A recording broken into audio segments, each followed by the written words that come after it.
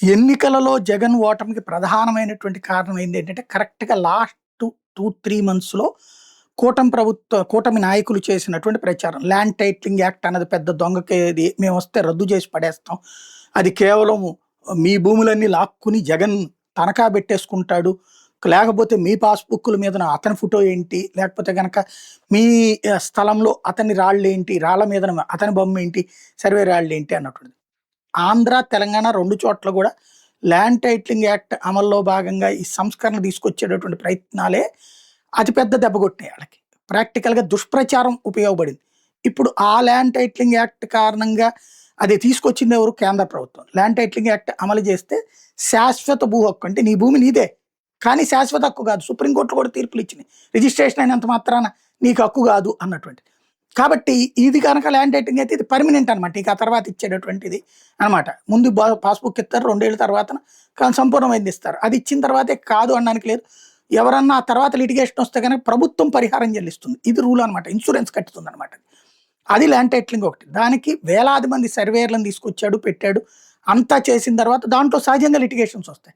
ఆ లిటిగేషన్స్‌ని ఎక్స్‌పోజ్ చేశారు. మంచిని డిస్టర్బ్ చేసుకొచ్చారు. దాని మీదనే ఇప్పుడు జగన్ ప్రెస్ కాన్ఫరెన్స్ పెట్టి వివరంగా చెప్పుకొచ్చాడు.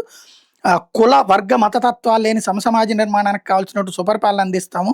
రాష్ట్రంలో భూములన్నింటినీ సమగ్ర రీసర్వే చేయించి భూ యజమానులకు శాశ్వత యాజమాన్య హక్కు కలుగజేస్తామని చెప్పి మేము అప్పుడు ఎన్నికల మేనిఫెస్టోని పెట్టాం. అదే అమలు చేశాము. పాత పట్టాదారు పాస్ పుస్తకంలో వివరాలన్నీ చేత్తో రాసుంటే వైఎస్ఆర్సీపీ పాస్‌బుక్‌లో వచ్చేటప్పటికి అంతా కూడా డిజిటలైజ్ అయ్యి ఉంటది. అట్లాగే పాత పట్టాదారు పుస్తకంలో మ్యాప్‌లు ఉండేవి కాదు. లాటిట్యూడ్, లాంగిట్యూడ్ అసలు ఉండేవి కాదు. క్యూఆర్ కోడ్, యూనిక్ నెంబర్ అంతకన్నా ఉండేది కాదు. అవన్నిటిని కూడా ఆహ్, త మేమొచ్చాక చేసుకొచ్చాము. దాన్ని సిస్టమాటిక్‌గా తీసుకొచ్చాము. వాస్తవంగా ఏపీ రీసర్వే మీదన మహారాష్ట్ర, అస్సాం ప్రభుత్వాలే వచ్చి ప్రశంసించినయి. అలాగే దాని మీదన దుష్ప్రచారమే చేసుకొచ్చారు.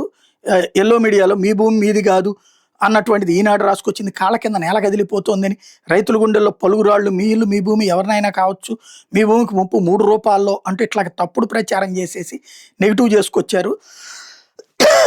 తీరా చూస్తే అది ఇప్పుడు అమల్లోకొచ్చిన తర్వాత దాని మీద వచ్చినటువంటి కేంద్ర ప్రభుత్వం ఇప్పుడు ₹400 ల్యాండ్ టైటిలింగ్ యాక్ట్‌ని సరిగ్గా అమలు చేసినందుకు గాను ఆంధ్రప్రదేశ్ ప్రభుత్వానికి ఇచ్చింది ₹400 దాన్ని ఇక్కడ జగన్ ప్రధానంగా ప్రస్తావించుకొచ్చారు. చంద్రబాబు నాయుడు గారు సూటిగా అడుగుతా ఉన్నా, సూటిగా ప్రశ్నిస్తా ఉన్నా.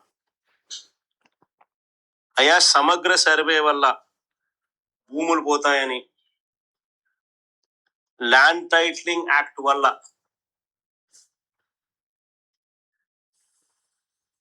ప్రజల ఆస్తులు కబ్జాకు గురవుతాయని ఒక ప్రచారం చేసి ఒక డ్రామా చేసిన ఈ చంద్రబాబు ఇప్పుడు కేంద్ర ప్రభుత్వంలో భాగస్వామిగా ఉన్న ఈ చంద్రబాబు ఇప్పుడు పూర్తిగా యూటర్న్ ఎందుకు తీసుకున్నాడయ్యా అని అడుగుతా. మా ప్రభుత్వ హయాంలో మేము చక్కగా సర్వే చేసినందుకు దేశంలో అన్ని రాష్ట్రాల కన్నా మెరుగ్గా మేము చేశాము అని కేంద్ర ప్రభుత్వం నుంచి ₹400 కోట్ల మాకు రాయితీ వస్తే, మేము చేసిన పని వల్ల రాయితీ వస్తే ఆ క్రెడిట్ ను తన ఖాతాలోకి వేసుకోవడానికి పడరాని పాటలు పడతా ఉన్నాడు. వాళ్ళు ఎవరు? వాళ్ళ ఎంపీ, వాళ్ళ మంత్రి, కేంద్ర మంత్రి, వాళ్ళ ఎంపీ పెమ్మసాని. ఆయన ట్వీటు మాట్లాడడం అసలు నాకు ఆశ్చర్యం అనిపిస్తుంది. ఆయన చంద్రబాబు నాయుడు నుంచి థ్యాంక్ యూ,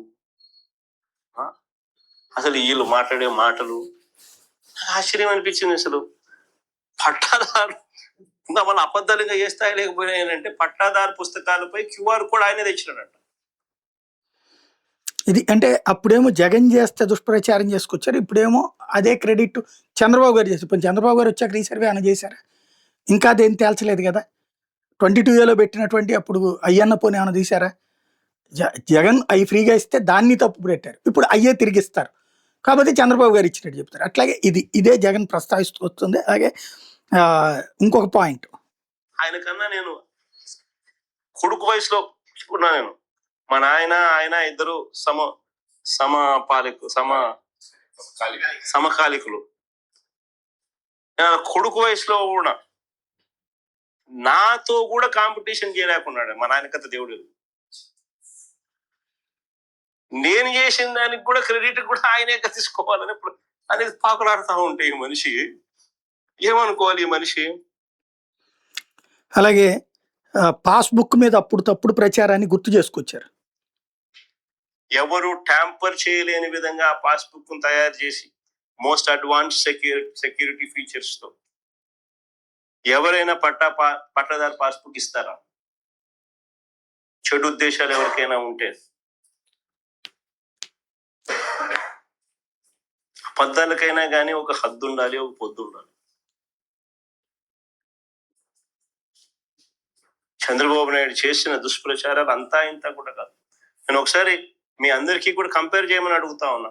ఒకసారి పాత పాస్బుక్ ఎలా ఉండేది, మేమిచ్చిన కొత్త పాస్బుక్ ఎలా ఉంది అనేది ఒక్కసారి గమనించమని అడుగుతా ఉన్నా. మీరు గమనిస్తే పాత పట్టాదారు పాస్బుక్ పుస్తకాల్లో భూమి వివరాలన్నీ కూడా చేత్తో రాసి ఉంటాయి. గమనించండి ఒకసారి. ఒకటి కనపడతా ఉన్నాయి, ఫోటో కూడా కనపడతా ఉంది, మీరే చూడండి. చేత్తో రాసి ఉంటాయి.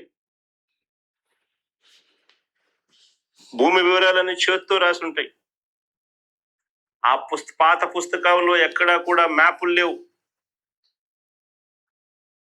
ఆ పాత పట్టా పాస్బుక్ లో ఎక్కడా కూడా మ్యాపులు లేవు. లాటిట్యూడ్ లాంగిట్యూడ్ కోఆర్డినేట్స్ తో జియో ట్యాగింగ్ చేసి ల్యాండ్ పార్సల్స్ అసలే లేవు. పాత పాస్బుక్ ఊరికట్లా ఎన్ని ఎకరాలంటే 2.2 అట్లా రాసేయడం అంతే. పాత పాస్బుక్ చేత్తో రాసి ఉంటాయి. మ్యాపులు లేవు, మ్యాపులు ఉండవు. లాటిట్యూడ్ లాంగిట్యూడ్ తో కోఆర్డినేట్స్ తో జియో ట్యాగింగ్ అసలే లేదు. క్యూఆర్ కోడ్ అసలే లేదు. యూనిక్ ల్యాండ్ పార్సల్ అంతకన్నా లేదు. యూనిక్ ల్యాండ్ పార్సల్ అంతకన్నా లేదు. ఇది పాత పాస్బుక్.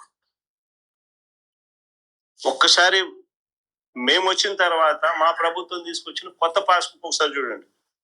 సబ్ డివిజన్ చేసి మ్యూటేషన్ చేసిన తర్వాత with unique land parcel number, ఇదిగోండి పైన రాసి చూడు, unique land parcel. Unique number ఉన్నప్పుడు ఏంటంటే ఇక దాన్ని కాదు అనడానికి హక్కు ఉండదు. ఆ పాయింట్నే ప్రధానంగా ప్రొజెక్ట్ చేసుకొచ్చారు. కాకపోతే ఏంటంటే ఆలస్యం అయిపోయింది. అది ఎలక్షన్స్ ముందు దుష్ప్రచారం జరిగినప్పుడు ఆయన వచ్చి చెప్పాల్సింది, ఆ రోజు చెప్పలేదు, సాక్షిలో యాడేసి ఊరుకున్నారు.